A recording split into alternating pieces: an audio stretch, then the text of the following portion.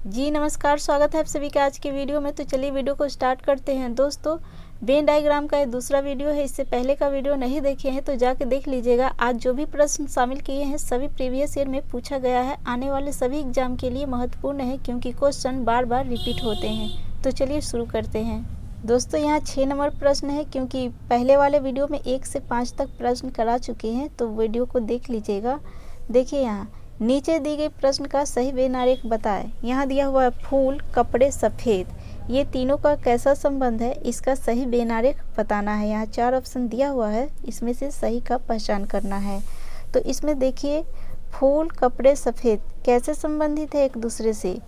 तो इन तीनों में से पहले कॉमन को निकाल लीजिए। कॉमन यहाँ हो जाएगा सफ़ेद, ये हो गया सफ़ेद, ये कॉमन हो गया। ये हो गया फूल, कुछ फूल सफ़ेद होते हैं, और ये हो गया कपड़े, कुछ कपड़े सफ़ेद होते हैं। तो सफ़ेद यहाँ कॉमन हो गया, कुछ फूल सफ़ेद होते हैं और कुछ कपड़े सफ़ेद होते हैं। तो देखिए ऐसा डायग्राम कहाँ पे है, ऑप्शन नंबर बी में है। बी ऑप्शन सही हो जाएगा। चलिए आगे बढ़ते हैं। 7 नंबर प्रश्न है, नीचे दी गई प्रश्न का सही वेन आरेख बताएं। यहाँ दिया हुआ है मेज, कुर्सी, फर्नीचर, ये तीनों में कैसा संबंध है, इसका सही वेन आरेख बताना है। तो यहाँ देखेंगे मेज और कुर्सी दोनों फर्नीचर के अंतर्गत आता है। तो डायग्राम बनेगा, ये हो गया फर्नीचर,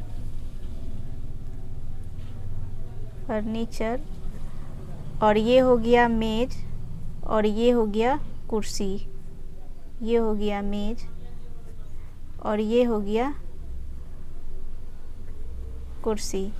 ऐसा डायग्राम कहाँ पे दिया हुआ है, ऑप्शन नंबर ए में है। ए ऑप्शन सही हो जाएगा। चलिए आगे बढ़ते हैं। 8 नंबर प्रश्न है, नीचे दी गई प्रश्न का सही वेन आरेख बताएं। यहाँ दिया हुआ है रसायन, भौतिक विज्ञान, ये तीनों में कैसा संबंध है, इसका सही वेन आरेख बताना है। रसायन, भौतिक दोनों अलग अलग विषय है लेकिन दोनों विज्ञान के अंतर्गत आते हैं। तो इसका डायग्राम बनेगा, ये हो जाएगा विज्ञान, ये हो जाएगा रसायन, और ये हो जाएगा भौतिक। ऐसा डायग्राम कहाँ पे दिया हुआ है, देखिए वो ऑप्शन सही हो जाएगा। ऑप्शन नंबर ए में है। ए ऑप्शन सही हो जाएगा। चलिए आगे बढ़ते हैं।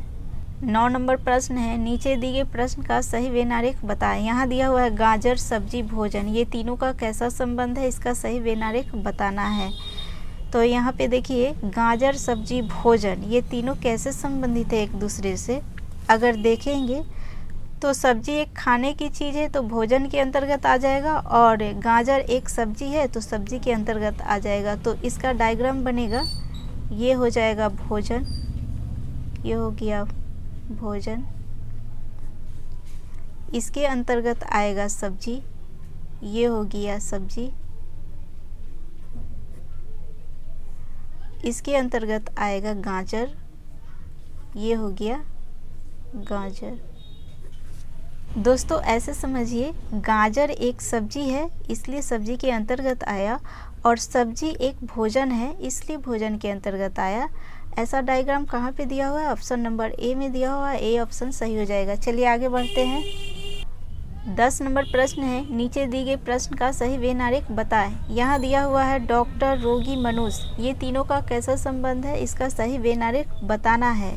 तो यहाँ देखिए डॉक्टर, रोगी दोनों मनुष्य है इसलिए मनुष्य के अंतर्गत आएगा। तो इसका डायग्राम बनेगा, ये हो गया मनुष्य,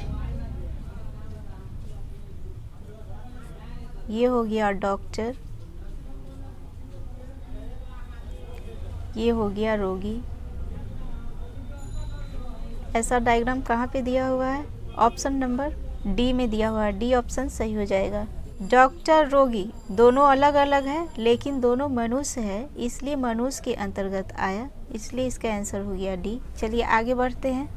11 नंबर प्रश्न है, नीचे दिए गए प्रश्न का सही वेन आरेख बताएं। यहाँ दिया हुआ है बाघ, जंगली जानवर और जंगल, ये तीनों में कैसा संबंध है, इसका सही वेन आरेख बताना है। तो यहाँ पे थोड़ा सा सोचिएगा तो यहाँ पे पता चलेगा जंगल में जंगली जानवर रहता है और बाघ एक जंगली जानवर है। तो कैसा डायग्राम बनेगा? यहाँ बनेगा जंगल, ये बनेगा जंगली जानवर और ये बनेगा बाघ। ये बना जंगल और ये बना जंगली जानवर और ये बना बाघ।